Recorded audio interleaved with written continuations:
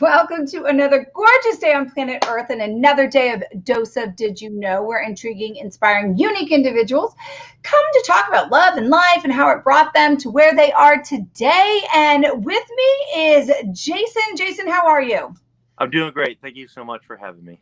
Oh, I kind of like that. Jason Johnson. That's like some names just kind of, I think I'm just going to call you Jason Johnson. I don't know, not everybody, but with you, it kind of flows. But before we get started, tell the world a little bit about who Jason Johnson is. Yeah, I'm an Army veteran who took his passion for police canines and military working dogs and turned my entire career into a nonprofit that I've dedicated the rest of my life making sure that they're taken care of in retirement, much like our veterans need to be. Hmm, there you go. Boom, drop mic. He's a man of action. That's it. But how did you get there? Did have dogs always been your life? I feel like I love my dogs and I'm great at my dog, Mhm. but I'm not great at other people's dogs. Like I wouldn't Yeah. like, don't jump on me. Although I got to tell you a story. I was in Scottsdale the other day, and this dog owner was walking by at night. It was with my son, my Marine, and my sister-in-law. I had white pants on, and I'm like, "Oh, nice dog." He's like, "Yeah, she's friendly." I'm like, "Okay, cool." And I move out of the way specifically so I won't be in the reach of the leash because I have white pants on. He lets the leash out, and the dog jumps on me. Black paws. I was like, that's not cute, nor do I think that's funny. And I just kept walking. I'm like, so irritated. So that's me and my dog world. So how did you get into this? Like what is the Well, meaning of dogs to you? I just wanted to be a soldier my entire life, and when I grew up in the small town of Hadley, Michigan, and my grandfathers were war heroes. One was a Korean War with the Marines, and one was a Navy SEAL in World War II. And growing up hearing their stories, I was like, man, that's what I'm going to do. I am going to go in the military as soon as I could, and I just focused on that. And in the small town I grew up in, they didn't have police canine units, and I didn't even know canines was. I didn't know it was a profession. I didn't know it was a job. I didn't know it was something I could do my entire life. So when I got into the Army, I came in '93. I became a military police officer, and I was like, "Holy cow! There's this military working dog program. What is that all about?" And I started to learn more about the dogs and things, and started to get more active into it. I decided to get out in '98 because I wanted to be a SWAT canine handler, and I went up to Tacoma, Washington, and I got a job. If anyone's been to Tacoma area, I worked in the Puyallup, South Hill area of Pierce County, Tacoma, 99 to '02. And then I went over to Yakima, Washington, which is the center part of the state. And I became their first narcotics canine handler in the history of the department. And I was also a SWAT officer there. And I went on and just did amazing things with my dog Flash. So much. We have pictures and things behind her here. She won the Hero Dog of the Year in a few Get years ago out. in America. We got the award. 3,000 deployments, 2,200 fines, and I handled her. I trained her. She was a pet rescue who went from not having a home at all to becoming a canine hero. But ultimately, she inspired me to start this organization because I lost her in 2008 when I was recruited to go to Iraq. And I worked in Iraq and Afghanistan for the U.S. ambassador. I was a dog handler, finding explosives for their meetings. And I had to leave Flash behind.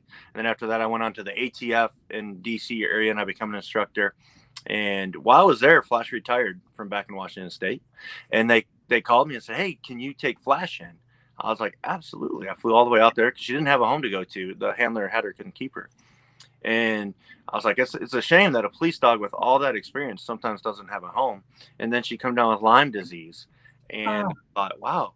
Well, what a lot of people don't know, and at the time I was in the government working for ATF training dogs for the FBI and the CIA and the U.S. Marshals, and we're putting a lot of money into these programs. The dogs you see in the airport after ATF, I went on to Homeland Security and I worked with the passenger screening dogs, and we put so much money into them. And I thought, you know what? Who's helping these heroes in retirement? Who's helping them pay their medical bills? And I had Flash, and I thought, Flash and I should start an organization that's there for retired police canines and military working dogs, and it's called Project Canine Hero. And I founded it in 2016, and now we have over 128 program members all over the nation. We have a rehabilitation rehoming center here in Tennessee, and not only do we help the ones with the medical care, but we also help ones like Flash. And I have Yubi here with me. She's laying right here. Yubi from Chattanooga Police, who didn't have a home. sometimes they serve, and at no fault of their own, they find themselves without a place to go. And we're an organization that they can go. We'll rehab, we'll rehome them, and we'll make sure their medical care is taken care of for life. So for me, I started in '93, so this is my 28th year. I was in the police, I was in the military, I was in the federal government. I served in Iraq and Afghanistan for the government, and this is the most honorable thing I think I can do with the rest of my career. That is, I don't think it ever popped into my mind about, you hear about the actual human heroes, but you don't hear about what happens to the dogs that serve with them. You hear when they're active, the connection and what's that like, but never crossed my mind. Maybe it's a small mind that I have, or a lot of people take it for granted that, a lot of people say to me, I thought the handler gets them in retirement. Well, that may be the case, but handlers are police officers, could be a fireman, could be a soldier, could be a Marine Corps, could be a corporal. They don't have thousands and thousands of dollars to pay for lymphoma bills or cancer treatments. That they just don't have that kind of money. And so when they fall on hard times, and rather than going in personal debt or the dog going without, they can call Project Canine Hero, and we're hopefully there to help them pay those bills at 100%. Jeez. So what happened to these dogs before you were around? Or I'm sure you can't help every single animal out there. We have hundreds of applications, and I try to triage on the most financial burden of special needs. But what had happened in the past is exactly what I said. They take out their personal credit card, they max it out, they do what they can, they try to GoFundMe, they get what they can. I can say, being former military, police, and federal government, that there's no programs in place financially to help them with those medical bills once they leave service. So we'll just say for all branches of military for certain. Yeah. There's no program out there that's going to say, hey, we got money set aside, you can take it from this fund. I am working on the Canine Hero Act with Congress right now, which is going to put funds from the federal government into organizations like ours to help pay those bills. That's for federal, police, and military working dogs. People can read more about that on our website at projectcaninehero.org under the Canine Hero Act. This year we have the Canine Hero Awards, which I want to talk a little bit about eventually, which is going to be in DC on November 4th. We already have 65 congressional members signed on as honorary host. We're getting corporate sponsors right now. Check out our page at Project Canine Hero on Facebook or Instagram, and you'll see that I posted something today on it. And we're looking for sponsors who believe in our mission and who want to be, featured in the Canine Hero Awards. We're looking to get that on national television as well. So what that'll be like, tell me, I want to go into detail about that. Okay. That sounds fun. So it's like somebody comes with their canine and they have a story behind them. We're taking applications. Pageant? Is it like a beauty pageant for dogs? It is. It's just like it, except for they need to have a heroic story and a career that matches it. So we're looking for the best of the best in America. And what we want to do is showcase these heroes so we can show our nation's leaders, our congressional members, our Senate, as we're trying to work on the Canine Hero Act, that what these heroes have done for the American public, what our military dogs have done, what our police canines do at home every day. And so we have 7 categories. And it's patrol apprehension, narcotics detection, explosive detection, accelerant detection, firearms detection, search and rescue, and tracking. And we're going to showcase a hero from each of those. And unlike other awards I've seen, these Canine Hero Awards are going to be different because the winner of each category is going to get free healthcare for life from our organization. And that is a huge deal. That's probably, depending on the life of the dog, it could be $20,000 to $25,000 benefit. Yeah. Oh, I am totally digging that. And I think it is important to take away the ignorance like I had about actually how that happens, because I feel like if you would take them out of our world, right? You take out all of these canine heroes out of the daily function of all of these different things. We as a society would feel the ripple effect, the negative ripple effect of that. And we don't. There is no advertisement. There is no anything really about it. I don't even know if advertisement's the right word. Education, or I'm not even sure. Even in movies, you don't really. Yeah, a bit, but you don't. I try to call it spreading awareness, because even when I go to Congress and speak, and I've worked on the Canine Hero Act for 4 or 5 years, it was an idea that came up with us, and I'm trying to push.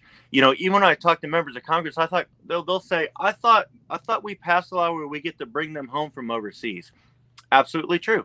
They can't be left over there. Not our military members. However, what do you think happens to them when they get back to the States? What if they have a service-related injury? We have Sergeant Yeager in our program who lost his handler in the line of duty to an explosion. I have our calendar here. And,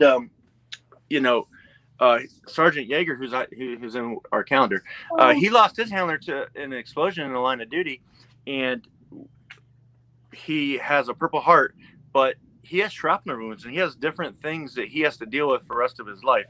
And we're here to pay those bills. You would think that the Marine Corps would do that, but no, they just adopt him out to another Marine family, and they don't think about the $500 a month that he has in bills. And here's Sergeant Yeager I was trying to find. This is actual real life when he lost his handler, Lance Corporal Abraham. That makes you want to cry, because I feel like animals are so pure. Oh, absolutely, yeah. They're the purest thing. So when you can see them more, and if anybody has had a dog, you can see a dog more, and you can see when they're happy, you can see when they're upset, and you can actually feel it. So how powerful is that? And you're right. There's no VA for the dogs or. The thing that they have is an organization like ours, Project Canine Hero, and I'm excited to get out there and spread awareness. We've had some very good success. I quit my government job in 2017. I had a pretty high government job, and I could have just sailed the rest of my life making decent money with my benefits and my retirement. And I thought, you know what? I think I'm destined for a little bit more than that. And I quit to run this organization and bring national awareness in Washington, D.C. and all across the country to the need for them to have medical care in retirement. Wow. Yeah. I'm a little bit teary-eyed from that whole, from that whole story, and then hearing all about it. Do some of these dogs end up in shelters and things like that? Some of them do. It's rare that a military dog or a police dog will end up in a shelter. I have Yubi here. So Yubi served at Chattanooga Police, and she found herself without a handler. She didn't end up in a shelter, but she ended up in their kennel for 6 months by herself without a home, because there was some reconfiguration in the unit. Someone got promoted, then they got another dog, and she just found herself without a handler in a home. Yubi, here, come here, girl. And I'll show you. She's a great Dutch Shepherd. She's now my national ambassador, and she follows us around the world. Come here, come on, Yubi. We'll get her on camera here. Canine Yubi here. 6 months. She didn't have a home, and they called us and asked if we could take her in and rehome her. Normally we'll adopt those dogs out, but our previous 2 ambassadors had passed away already since we started. Canine Flash, who we talk about the award. Canine Axel, who is on our calendar cover here this past year. He served at the ATF Special Response Team. Did 200. Handsome devil. He's like a stud in the dog world. He was. Yeah. He has that kind of that powerful badass look to him. Yep. That's us when we introduced the Canine Hero Act in Washington, D.C. at the Capitol. So, and now Yubi, and she's great with kids. As I travel and I read my children's books and I do things, and I want to talk about my virtual children's book reading coming up here soon. But as we travel and do things, we always need to have some ambassadors with us. Right here on our facility in Tennessee, where you probably can't hear, but I have a lot of equipment behind me. I hear the backup noises from things, equipment, and they're out there right now doing work to build our rehabilitation rehoming center. So on projectcaninehero.org, on our website, you could drop down, see Capital Campaign, have some videos on there, and we are building a state-of-the-art 14-run kennel for heroes to come to. We have military working dog Rosso here from the Air Force. He was going to be put down because of behavioral issues until they called us and asked if we could take him in. He's here. We have Canine Lex, who's here today. His handler had stage 4 pancreatic cancer and no longer keep him. We have Canine Drax, and we have Canine Yubi, all 4 heroes here today. And some of them get adopted out, some stay. And, we're here to help. If there's a canine hero that needs a home, we are here to make sure that they have a place to go. Yeah. We have hundreds of good applications from supporters who want to adopt. I developed a 50-question adoption form. And for example, this weekend, Lex is going to be adopted out. We have a couple coming from all the way from Utah to Tennessee. and they're going to spend 2 or 3 days here, and we're going to do a transition. We're going to make sure it's a good fit for them, good fit for the dog, and I'm going to oversee that. We're going to film some of that so people can see how serious we are about making sure the dog's getting the right home. That is, I almost feel it's like a reverse engineering how, you have the soldier that goes with the dog. So the dog's trained to be the PTSD dog. And now you're having the people like, it's like for the dog. So I want to know about that behavioral issue. Like, so what does that mean? Rosso served in the U.S. Air Force for 10 years, and he was one of the oldest dogs in the Air Force. He retired December 1st last year. And he had bitten a few people at work that was unwarranted. He's a little angry. He's kind of like that old salty veteran, like, don't come near me, don't look at me. And he let people know about it. And he was good with his handler, but he's not good with other people. He did a tour overseas for Operation Inherent Resolve in the Middle East. He's an explosive detection patrol canine, military working dog. He did 10 Secret Service missions. He protected the last 2 presidents, to include a trip to Japan with the president. Those are kind of like a TDY mission, could be 60, 90 days. On his last one up in New York with President Trump, he got in a couple of incidences that landed him unadoptable. His handler loved him very much, and people say, well, why didn't his handler take him? Well, his handler's still in the Air Force, and his handler has a 6-month-old child. And when you're still active duty, you still have to go to work and handle your new dog. And he just can't leave Rosso at home with his baby and his wife. Right. It's not safe. Yeah. And when he did his retirement board, Rosso, it was recommended that he probably be euthanized. He was non-adoptable to the public. Yeah. Well, they heard about my organization. The kennel master called me, told me the story. And when I was an instructor at ATF, I had worked with Rosso. Actually, was one of my students, and I've had thousands of students. I taught at the pre-deployment course in Yuma, Arizona, for every dog that deployed overseas from 2010 to 15, and he come through my course.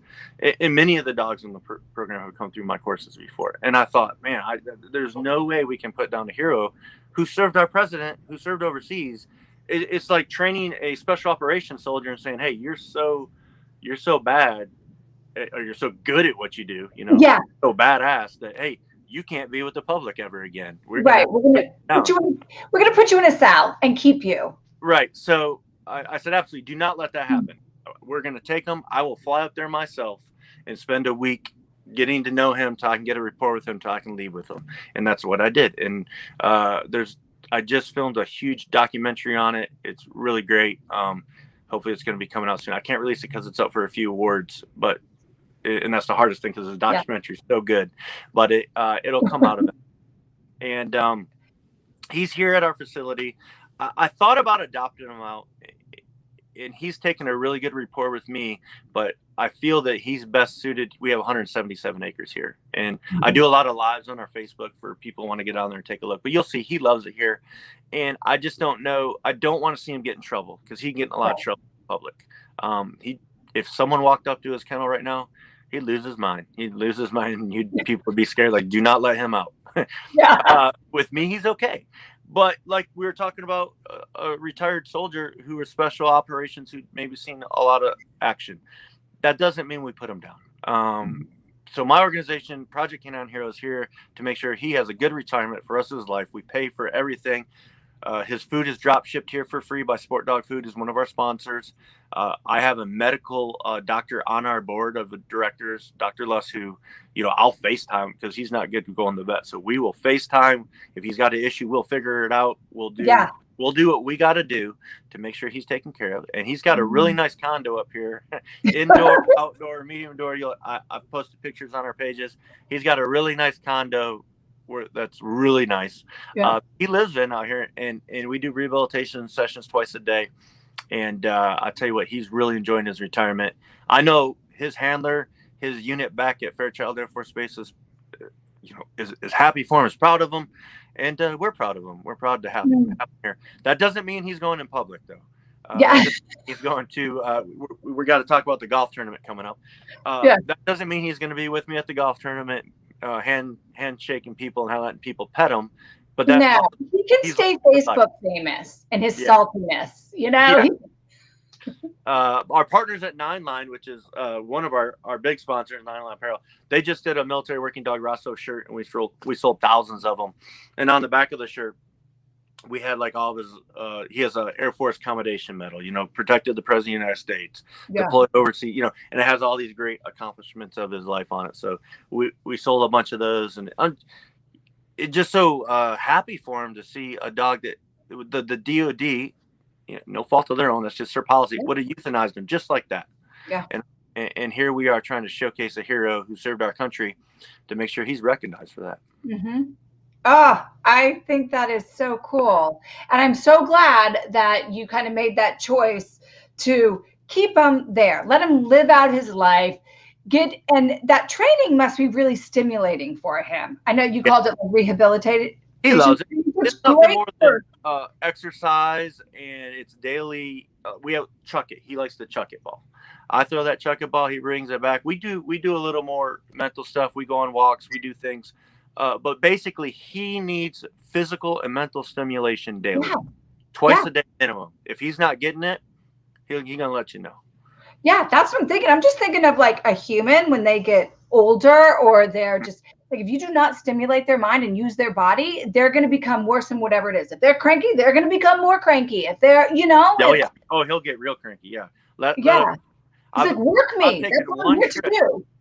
Since I've had him December, I've had to take one trip where my staff can't let him out, but they can feed him and water him, and he's got an indoor-outdoor run where I've had to be gone overnight. And I'll come back, and he's like, where you been? Holy cow. Like, I'm going to lose my mind here. So get me out. And so, and then when he's done playing, it's like he just lays down. You can see how calm he is in his breathing, and he's just the happiest dog. And when I show his former Air Force, members, and like, oh my God, I can't believe that's Rosso. I'm like, well, what I do is I've taken all the negative out of his life. Yeah. He doesn't like running vehicles. He doesn't like loud noises. He doesn't like a lot of people. He doesn't like people messing with his neck. He doesn't like a lot of things. I've learned every one of those, and I've taken it out of his life. And then I learned the things he really likes to do. And I've put that in his life. And that's how we manage it. And I tell you what, he's doing really good. That's so cool. You have no wonder it was put on your heart to do this. It's not just the business side of it. You were down and dirty and really in the guts of it all, making the change. That is, I have to be. Cool. If I'm going to be writing laws in Congress and trying to change the way we take care of these heroes, I can't be someone who talks about it. I have to be someone who does it. Well, you could, but what sets you apart from everybody else is that you're not. You actually take some pride and honor in what you're doing. So let's talk real quick because time went so fast. I'm like, crap, we didn't even talk about the golf tournament, which I'm excited because I get to meet you in person. Travis and I will be there, and we're going to be doing another interview live with you at that golf tournament, and we will have a hero there, right? Like, I'm gonna try to bring one of our heroes in there, not Rosso. Thank you. I mean, I'm totally digging him, thinking he's badass, but at a distance, I'll be looking at a distance every time. Absolutely. Depending, I may bring Rosso up there with me because we rented a place for our team, and I watched a little bit of Andrews yesterday. I brought in an all-veteran team. I played golf when I was in the Army. Especially up at Fort Lewis, we'd won a lot of tournaments. So I called my partners. I said, hey, I'm sponsoring a golf tournament, and I need both of you here. So one's flying in from Spokane, Washington. One's flying in from Colorado Springs. And then we have another one in Nashville. And then I'm coming up from our facility out by Chattanooga. So we plan on winning. I think you're going to. If Travis and I decide that we're going to play right now, we're just supporting and going to do some of the holes. You will definitely beat us. That's all I'm going to say. I'm not even going to try to pretend that we have a chance. We don't. Yeah. So we rented a place for our team and the dogs nearby. If we schedule it, maybe I can get Rosso over there because I think he's going to be with me at the house. But or we can do something prior to, or even the day before, depending when you're coming in. We can get an interview with Rosso. During the golf tournament will be a bad time since I'm playing in it. But we'll coordinate on that. We're definitely going to have that happen either before or after, because we fly in. We're doing a little Memphis kind of rundown because we're helping Brian Walker with his 9/11 event. So we're going to be doing that, and then we're going to be over there. So I think we'll schedule it. I want that to. I'm gonna have Brasso up there in Nashville with me because he doesn't do well here by himself. Yeah, he needs his handler. He needs the person, his person. I have my person, you know. He needs his person. Yep. He needs, and that is you. So, Daniel, the golf tournament is in Nashville. So you can either don't ride your motorcycle to Nashville. That's a very long drive, but you can drive a car to Nashville and join us, or just donate. It's for the VFW. Actually, what is it called? The VFW Tennessee Foundation, right? Yeah. Yep. Yeah. I'm like, yeah. And Project Canine Hero is solely a sponsor. We're donating ourselves to that cause as a former veteran. And I don't know if you know, on the deck of post 9/11 52 frontline leaders, we're the 9 of spades of the 52 post 9/11. So it's important to me to work with other veteran companies giving back. I know Dean Wagner is going to be there from Authentically American. Dean and I work. He does my socks, our ties. I have ties behind me here. He does a lot of our shirts, apparel. I'll try to bring some to give away, some Project Canine Hero socks from Authentically American. Dean's going to be there. I know my good friend Travis McVeigh from Heroes Vodka. He's the 8 of spades. And I'm the 9. I love me some Travis McVeigh and his Hero Vodka for a Bloody Mary bar. Come on now. Can't beat Travis that. Will be there, and so it'll be good to get all of our veteran community here in Tennessee together. And I know Andrew's going to be there with IW in representing the VFW as well. And when this opportunity was brought to us, I said, hey, we got to get involved. Just being on a show like yours helps brings more awareness to what we're doing. And I want to make sure if the one thing people don't understand is we're giving back the dogs, but it's just not the dogs, because who handles these dogs? Veterans do. And when we pay the bills to help the dogs, we're also helping a veteran who would have went into financial debt or could have had mental, emotions about losing their dog or not being able to pay the bill. So I like to think that we're helping both veteran and hero at the same time. And those two words are interchangeable to me. So. Yeah, I love it. It's a full circle. I say it all the time, and I will say it again. It's not just one person that's going to make the change. It's the collaboration of everybody, right? Of what you're doing, of what Travis McVeigh does, what Dean Wagner does, what Andrew does. You know, all of these people kind of coming together as one just gets the word out more. Bigger, better, and that is what creates the ripple effect of change. I'm so excited that I get to meet you in person. I don't even have to wait that long. I have to wait like a week, and then I will see you. Thank you for coming on the show today. But before I let you go, I ask that you answer this with the first thing that comes to your mind. Don't need to explain it. Just blurt it out right out there to me. In this moment right now, what does love mean to you? That love means to me getting dog hair on you and not complaining about it. I kind of like that because I get slobber from my dog on me, but she's a King Corso, so it's kind of natural. And I'm always like, don't pet her if you don't want slobber on it. Like, don't be an ignorant human. Like, be smart, you know? Jason, thank you so much for coming on. And to everybody else that is out there, remember, as always, love hard, love pure, and love proactive. Until next time, take care. Bye-bye. Thank you.